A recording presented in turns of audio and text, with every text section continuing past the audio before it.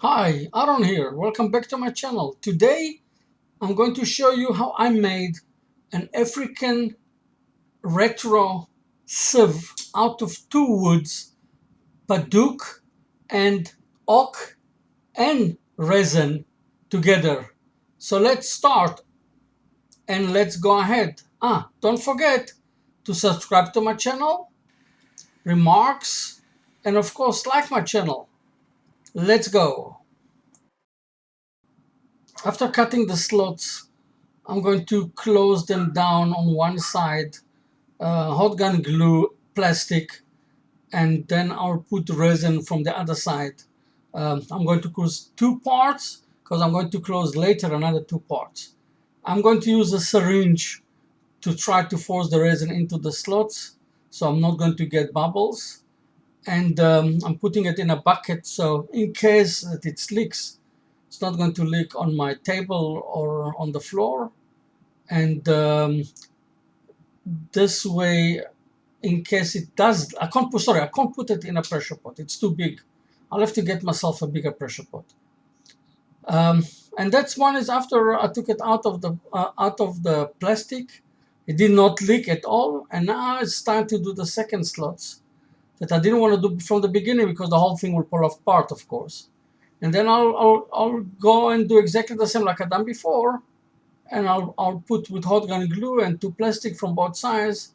I mean, on one side, but all around, so I can put the second time. I'll put the second layer of the second part of the resin.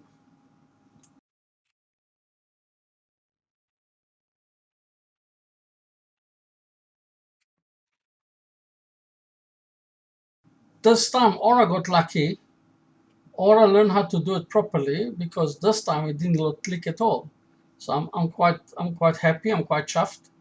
Um, and I didn't lose any resin because it's still quite expensive today resin, and I'm quite happy that I didn't lose any.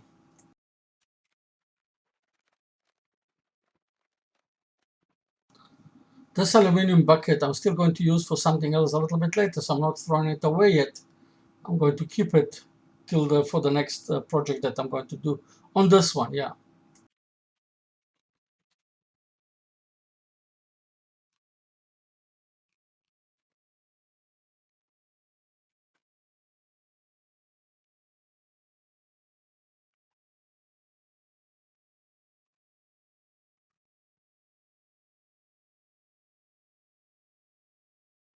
So as a circle, that will be the inner part of this project, and look what's happening here.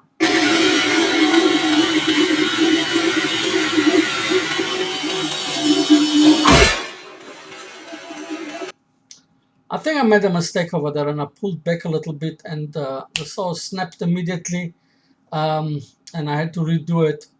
And the next day I done this thing. Now I'm measuring the size of the piece of paddock that I'm going to use.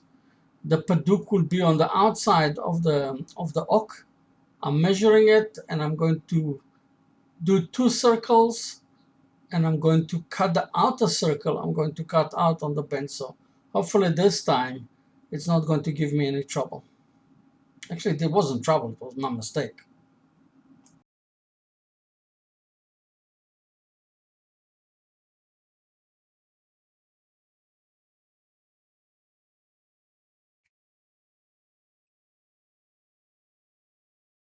As you know, I like to do inserts. So I've done an insert for both sides. And now what I'm going to do, I'm not going to square it. I'm going to make it smooth on the side, but I'm going to do it in an angle. I think it's going to be like 10 degrees angle, 15 degrees angle. Um, it's not going to be square. And the reason for that is you will see a little bit later that if you do it as an angle, you'll be able to put the second ring on top of it without sliding up and down. And it's got a better fit. It's like similar to what you do when you put a Morse screw to the hole. It goes and it gets stuck properly. So it's not squared, it's angled, and just the last few how you call it, few lines, just to be sure, measuring the size of the outer ring and cutting it into this ring. I'm going to square the outer one, so it will be, first of all, it will be in balance, and then I'm going to measure the size that I want to cut out, and I'm going to measure it slightly smaller so it will not go by mistake over the inner one. So if it's smaller, it's easier because I'll cut from the other side. I'm using, of course, black line tools, the parting tool, and it cuts like butter. Really, it cuts like, you'll see now, it really cuts like butter. It goes through the paddock so easy. Boom, done, finished. And also when I cut it, I didn't cut it straight, I cut it in an angle like I discussed it before.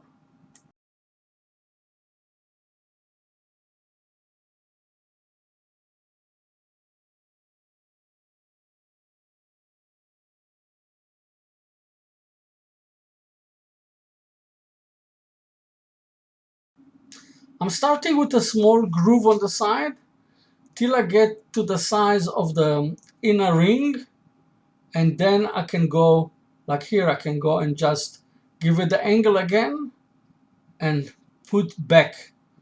You see now, because it's in an angle, it doesn't slide straight. You have to actually knock it to its place, and it sits much stronger and much fast, and then it's got more side for the glue to sit on top of it.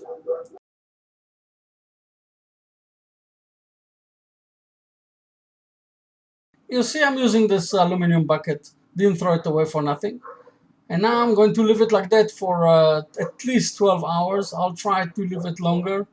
I think I'll leave it for 16 to 18 hours just to be on the safe side. And that's a day later.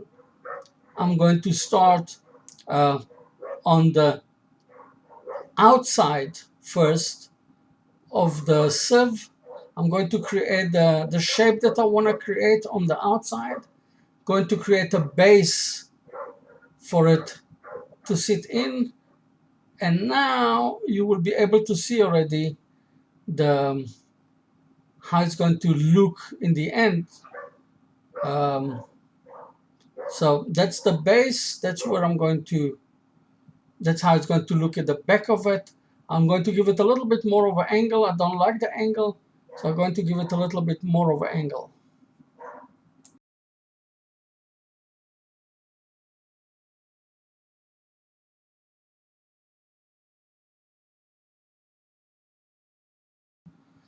The place that the ring that the two parts of wood are joining, so I decided I'm going to take a piece of formica and burn a line inside just for the feature of it.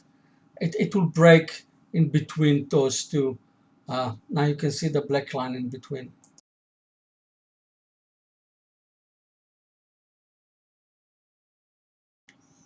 Of course, a place for my logo, and then I'm going to send it from 120 all the way to 600.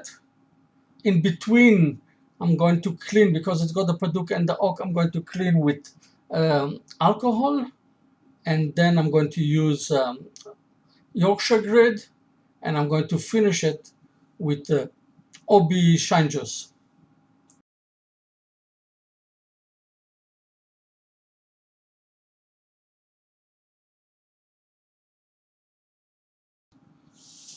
Look at the shine that the OB shine juice give you, and look at the play of the flames inside this amazing wood. Amazing wood. I'm putting tape, so I don't have to put the hot gun glue on my wood directly. So I'm using tape, and I've got a tenant over there, and let's throw it to the other side, and let's start doing the inner side of the ball.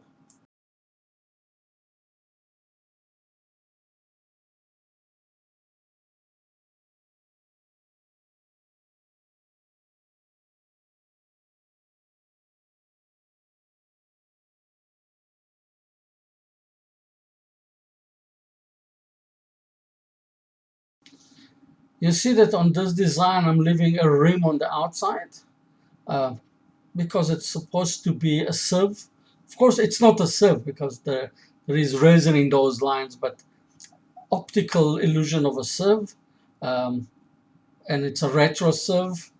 So I'm going to, but I have to do the steps that it will look like one. So that's why I'm leaving the line. I'm leaving, sorry, the rim out on the outside.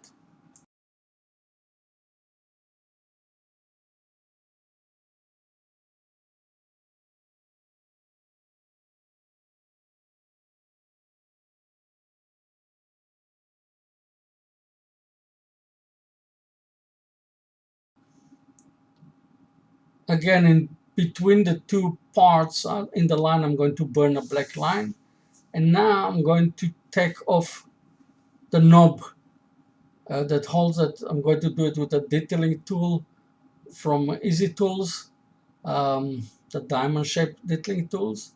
That's the most frightening time in the whole job. I'm afraid that the whole thing will fly away, hit me, hit the car, and the worst is going to get damaged.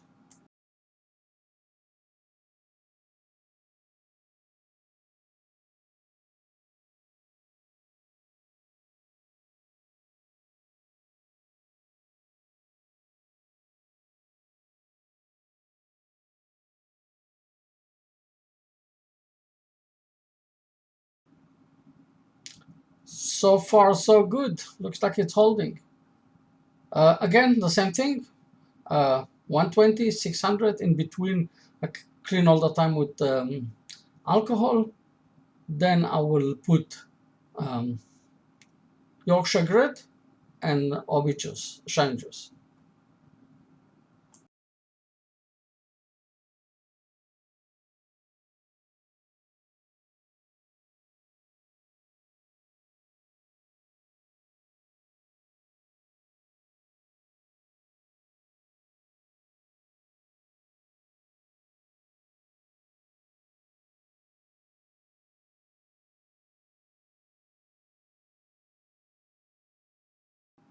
Hopefully you can see the flame playing its role, and in the middle of the oak you will see also the red flames, and you will be able also to see, if you look carefully, you will see, yeah, I moved the light on the other side.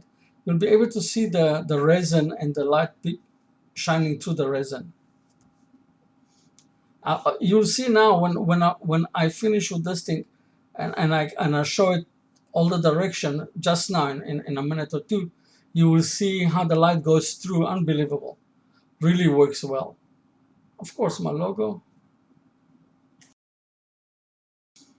At my end presentation, I will show you the sieve from every direction and every angle.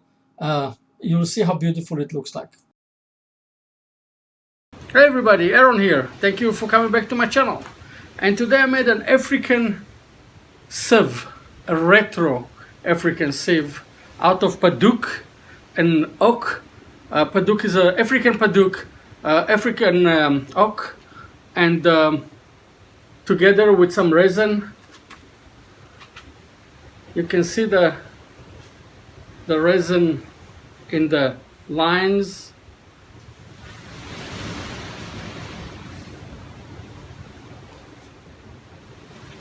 What do you think?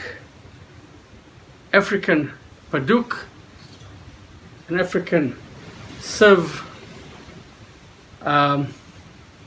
What do you think? Don't forget, of course, to subscribe to my channel, like my channel, and write at the bottom some comments, your good ones, bad ones.